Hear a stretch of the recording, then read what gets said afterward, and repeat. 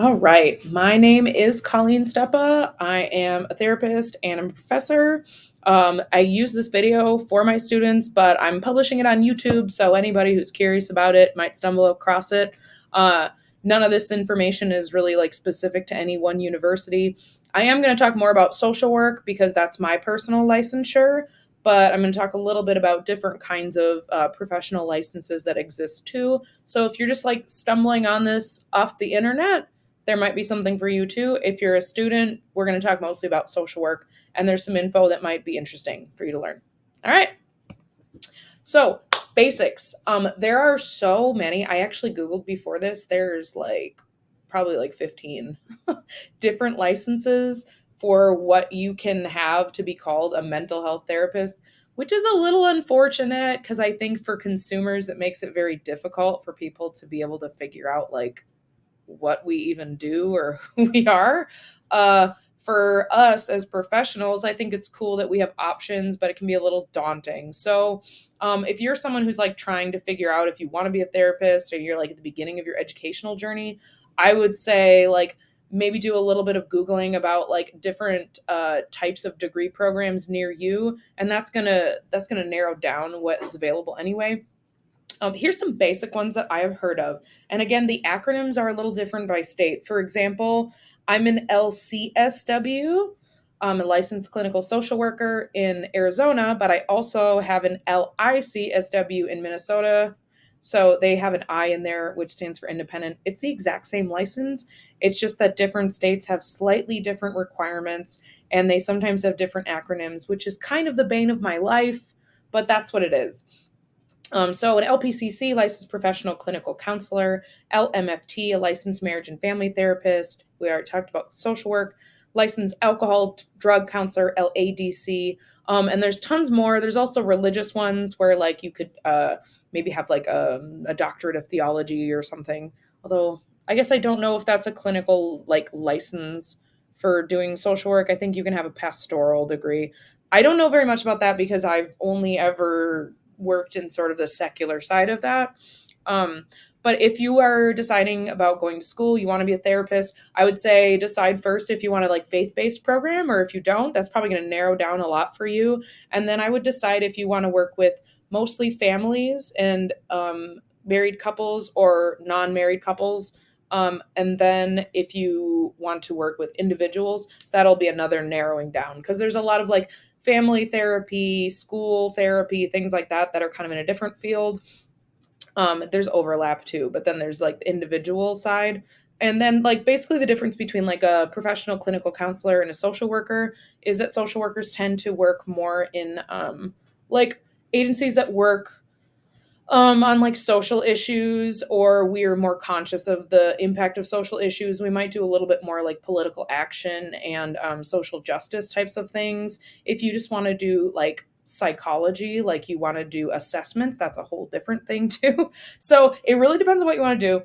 I would recommend if you're college shopping that you talk to admissions people and just ask and like be really adamant that you need an accredited program. There should be a state or national licensing board that you can refer to that shows you the program is accredited. So that's like a big tip right there if the program's accredited. All right. So in general, you're going to need a master's or higher to do therapy. There are sub levels beyond that. Like, for example, in Minnesota, where I'm from, if you want an LADC, licensed alcohol drug counselor, you just need an associate's degree, but then there's higher levels of that. And the higher level that you get, the more certifications and like the more pay you'll get and the more independence and autonomy you'll have.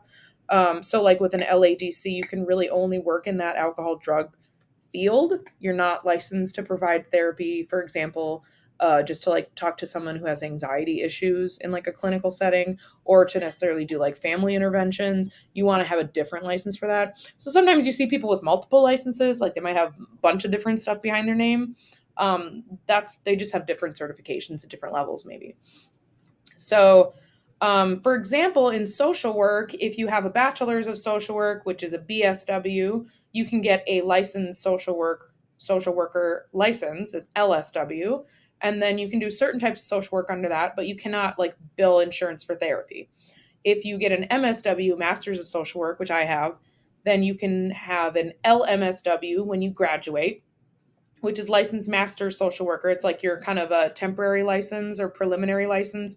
So you can go into the field, you can practice, but you're not fully independent because you have to do something called supervised practice, which means that you are working in the field as a therapist or as a social worker, whatever role you have. It has to be like what the board deems to be clinical social work.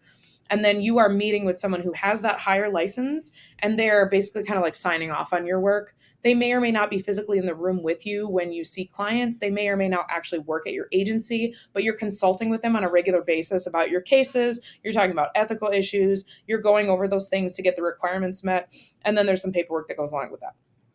So that's a really long and short of that. Like there's some types of supervision requirements in every program. I don't know what they all are. Basically, all of them have some type of a requirement of like an internship that's part of supervised practice while you're in the degree program as well. And then there's also, if you want to go up the doctorate level, there's PhDs, MDs, PsyDs. So if you want to be like a psychiatrist, that's a whole other, that's, I think a psychiatrist is a MD. I can't remember. Psychiatrists can prescribe medication, and often they're able to do assessments that like I can't do. A PsyD can do assessments too. And then maybe if you're like an MD, you might be like a neurologist or something, and you're able to do certain types of testing that I also can't do. So depending on what you want out of your career, you might have a master's or more education for this, or less, depending, right? So that's a very vague answer to this question. If you're like a social worker, this is irrelevant to you. If you're in a master's in social work program, you're probably just going for your MSW and then you'll be done. Some people ask me, like, is it worth it to get a doctorate in social work? There is no license attached to a doctorate in social work. So I don't know the benefits to getting it. Like, if you want to do research, you can probably just do research with your master's, and that's fine. But if you want a doctorate, I would just check like what are the actual things that come along with that in terms of like, for example, if you have a PsyD, then you can actually bill more towards insurance than like a what do you call it? Just someone with a master's in psychology, right? So you want to know what those differences are before you commit multiple years to a school program.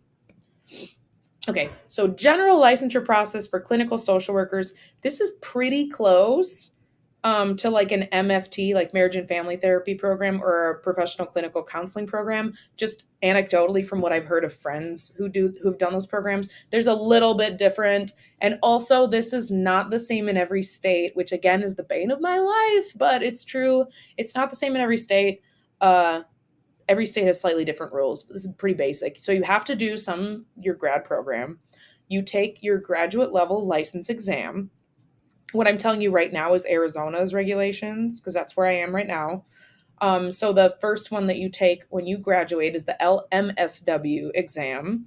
And then you're going to complete your supervised practice requirements.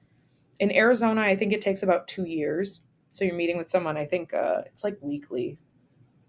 Don't quote me on that either, because these things change. So I'm making this with very broad specifications because they can change the requirements of what's needed for licensure like year to year. Just check the board's website of whatever accreditation that you're looking for.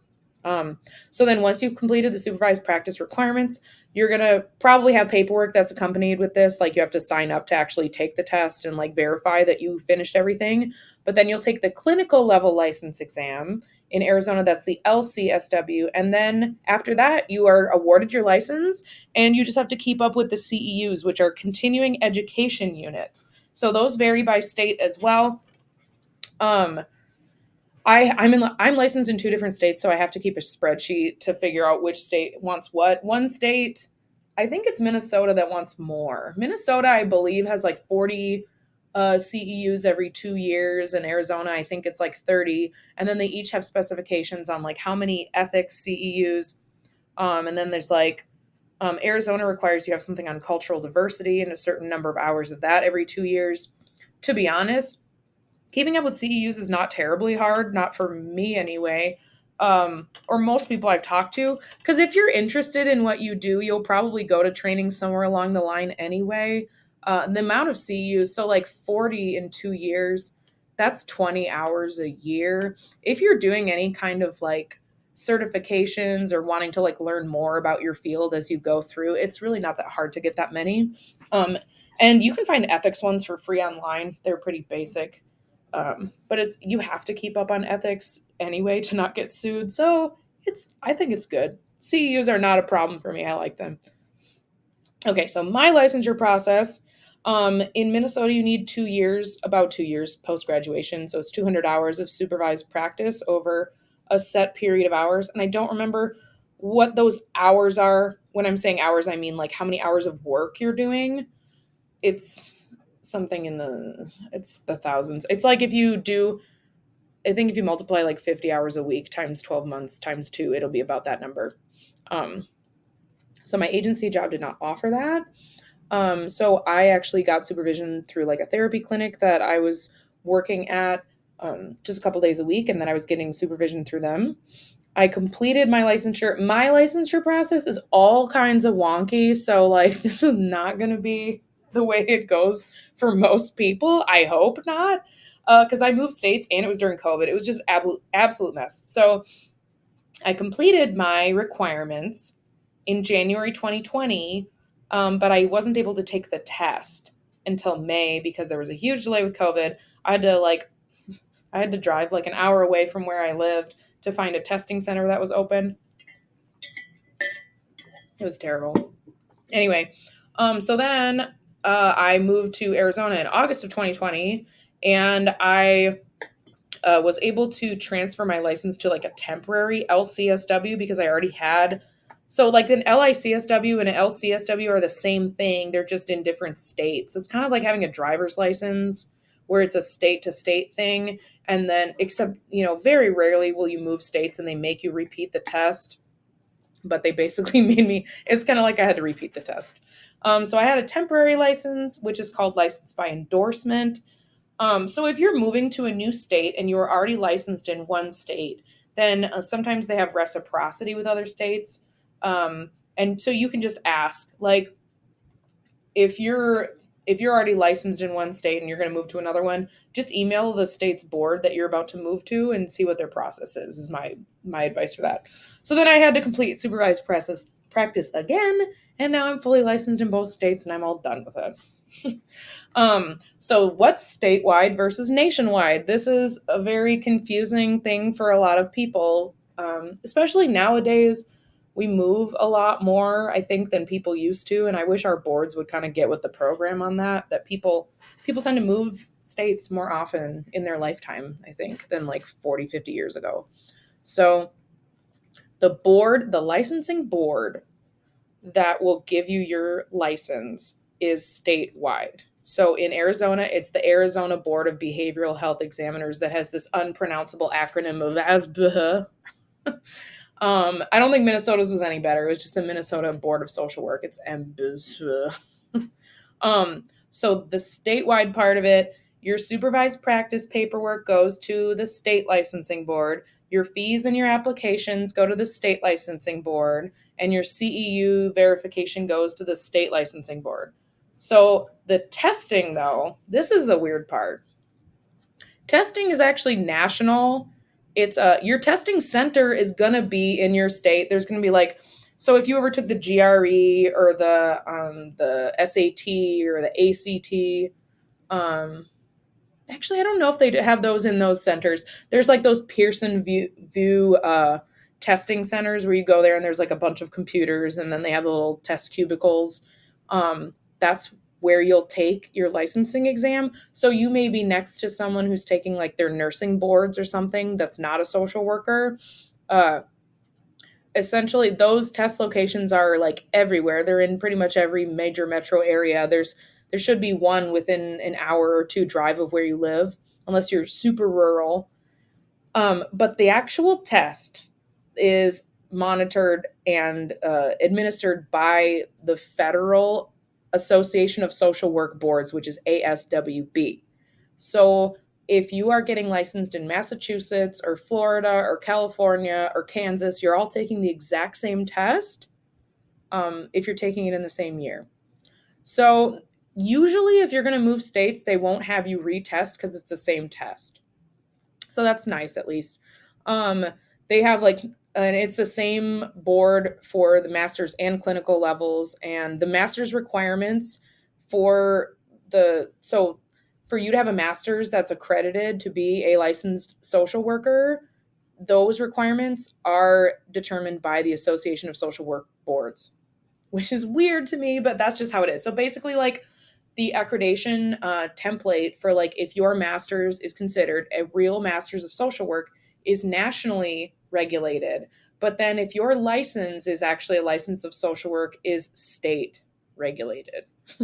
So one of the fun things of living in the United States.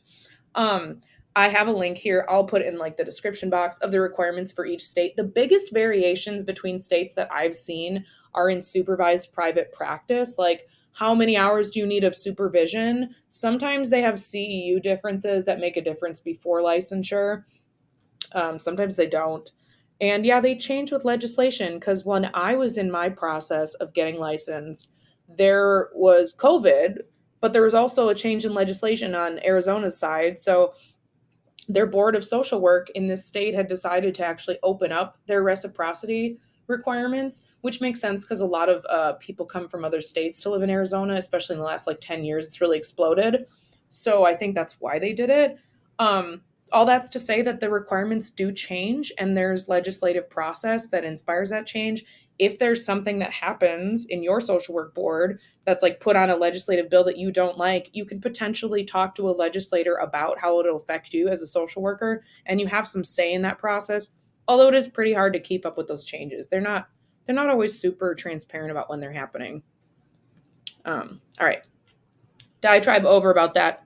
Okay, so things to remember. When you are applying for jobs, I would recommend that you ask if they provide licensure supervision if you want clinical licensure. Because if you have to pay out of pocket, so for example, I was working at an agency, a nonprofit, and there were very few people with a master's degree, and basically no one with a master's degree in social work. There was probably some people in finance or other departments who had master's degrees, but there was no one who could supervise me. So that meant that I had to seek out supervision outside of my job. I was actually able to find a professor who would do it for free, but a lot of times that is hard to find, especially in Arizona. I've noticed they charge a lot more than people did in Minnesota. I don't know why. I just think it is what it is. But I've seen people, it's like they charge between like $50 or $100 an hour for supervision, and that adds up a lot. So if you're at an agency like mine that would not pay for you to get your supervision done, you can sometimes do like a contract with your agency and say, hey, I want to stay working here while I'm getting my licensure requirements, but you've made that hard for me because there's no one to supervise me. So I found this supervisor. They charge $75 an hour. Can the agency pay for that as part of my like benefits or something to keep me here? And sometimes people get that. It's happened. It's I'm not going to say it always happens, but it's happened. That's kind of a win-win for everybody if you stay at a job, and then like your agency usually stands to gain if you get clinical licensure, because then you can do things like bill insurance or sign off on certain documentation. So if they're not willing to do that, then that's just evidence that maybe you need a new job after you get licensed. I would also recommend applying for your license as soon as you can after you graduate, or if you get a new clinical role. I know in some states you can actually take the licensure test, like that LMSW exam. In Minnesota, it's called the LGSW, G being for graduate. In some states, you can take that before you graduate. So if you want to take it early and just like get a move on and have that test already done, so it puts you at an advantage for when you're in the job market after graduating, you can do that. Some people find that very overwhelming because it's a lot to do while you're still in grad school. But I would say as soon as you graduate, apply for that license and get that ball rolling, because this is the weirdest thing ever. I don't understand how this happened, but it did. Like, I was fine for practicing without a license, because when I finished my graduate program in 2017, it was like May or June of 2017, I had started a new job in February of 2017, and that job did not require a clinical social work license, and nobody at my job had a clinical social work license or even a master's. But somehow the Minnesota Board of Social Work considered that job to be they considered that job to be a clinical social work job and said, "Oh, you're practicing without a license," even though I was in the process of applying as soon as I graduated. The funny thing about this, why I laugh, is because they also, as soon as I switched jobs and told them what my job was, the board said that I needed to prove that it was clinical social work. So sometimes you have these terrible interactions with boards where like they talk out both sides of their mouth. So not only did I have to convince the Board of Social Work that my job was clinical social work practice, once I did that, they were like, "Oh, well then you were practicing without a license." And there was kind of no way for me to know that that was a thing. So that's why I'm saying it now. Hopefully it doesn't happen to any of you. It was like a $40 fine. It was very annoying though. Okay. So also just like the more that you can keep the board up to date with, the better. Like as soon as you are in that supervised practice requirements, if you change your address, if you change the supervisor that you're seeing, if your job duties change, just like keep them up to date with that, because you don't want to be applying for your license at the end of like 2 years of this and then have them say, "Nope, doesn't count." Right. So that's why on my end, when they said that my job wasn't clinical social work, I was able to like get my job description and get a letter from someone at my job attesting to what I did as clinical. So there's ways around stuff like that, but it's kind of a pain. So keep your own records of your clinical hours and your CEUs.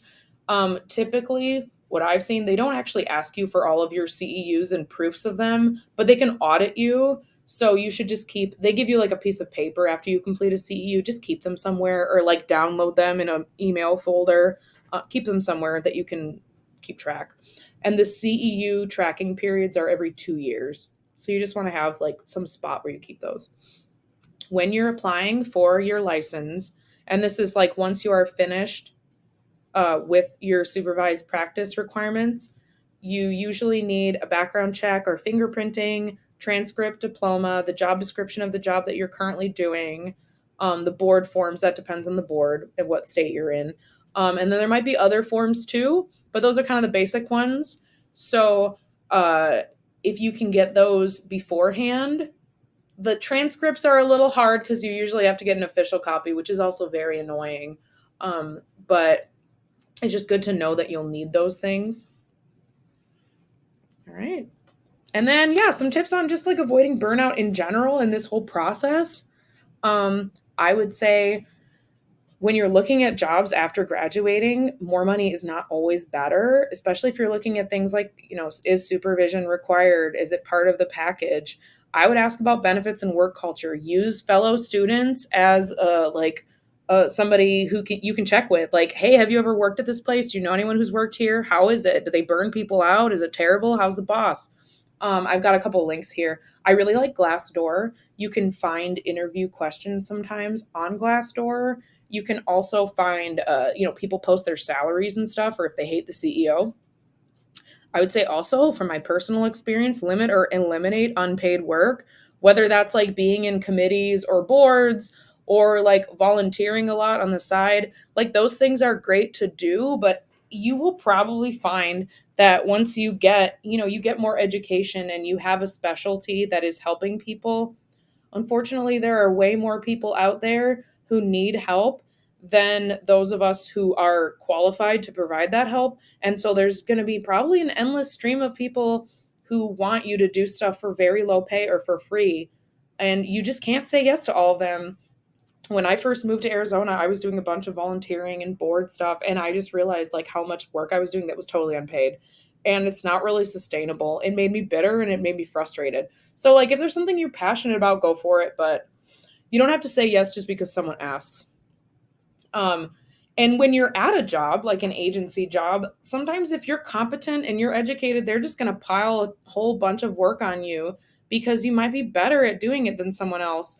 But depending on who you are and depending on like your identity, particularly if you're a person of color or if you're like on the LGBTQ spectrum or if you're a woman, a lot of times you'll get extra work based on those identities, but you won't necessarily be compensated for them. And that is really not fair. So for example, if you're a person who speaks a second language fluently, if you're from like a culture then you might get all of the clients who are from that culture. And not only are you doing regular case management or therapy, but you are also translating government documents, which is incredibly complex and time consuming work. So you need to advocate for yourself, or hopefully, I mean, better case scenarios, you don't have to advocate. They already just have it in place where you get paid more. But I would evaluate when looking at new jobs if they actually care about that extra work that you're doing, because that shows not only that they value you as an employee and you for your identity, but it shows that they understand some of those like nuances of like differences of inequality, and that will apply to how they treat the clients. So that's my soapbox on that. Questions that I would ask if you're going to be given a new work task would be like, will I be compensated for this? Will this directly lead to a promotion or a project that I want, or do I really want to do it? Because sometimes you'll get put on a committee or you'll start a project and then just find that it consumes a lot of your time, and now you have two jobs for the price of one, right? And this, unfortunately, is really common in social work. It's really upsetting to me, but it happens a lot. One of the things that I really like about being a professor is talking about these kinds of things, because those of us who are getting these degrees now are going to be like the managers and bosses and the decision makers of the future. And so we can make the decisions that like somebody who is using their culture or identity as part of their job should be compensated more, and this should be standard across the field. I know this should go without saying, but don't accept bad treatment at work either. I think a lot of times, especially being overworked, gets tolerated because we're expected to just love our job so much that we tolerate being treated like crap. But your self and your like mental wellness is actually your tool for your job. And so if you are not taking good care of yourself, if you are like not in an environment that's conducive to you like having good mental wellness, then your tool is not working effectively. And it's not your fault. It's not the kind of thing where like you need to take more baths or you need to like, take more days off or whatever. Some workplaces are just not set up for that, or you get bullied or demeaned if you take days off. So a lot of times people get stuck in jobs because they don't think that they can get anything better, or they think it's normal. It's not normal, and you can get better. I work with a lot of clients, and I've seen a lot of like fellow therapists or fellow social workers who get stuck with that thinking. There's always something else you can do. So don't tolerate it. If you tolerate that kind of stuff and like you stay at a place like that, it's just kind of like normalizing that. So if that's the kick that you need to be able to like get out or start looking for a new place, that's a good thing to think about. Yeah, and report things to the HR and your supervisor. Don't be afraid to tell on people to the board. If someone has a license, you can report them to the board. If you think that they're doing unethical practice, it's pretty clear in our NASW Code of Ethics if someone is using ethical practices or not. There's a lot of like values and areas of that Code of Ethics that are spelled out. You can report them. Also, yeah, if you're being belittled or you're being bullied at work, just document what's going on and protect yourself and your license, and make sure that you document that, like, for example, if you were asked to do something unethical, that you said no. Because now that you have a license, you have to protect it. You did a lot of work for it. All right. Well, that is the end of my presentation. That's just a really quick overview of licensure. And I hope you all have a great day. Thank you so much.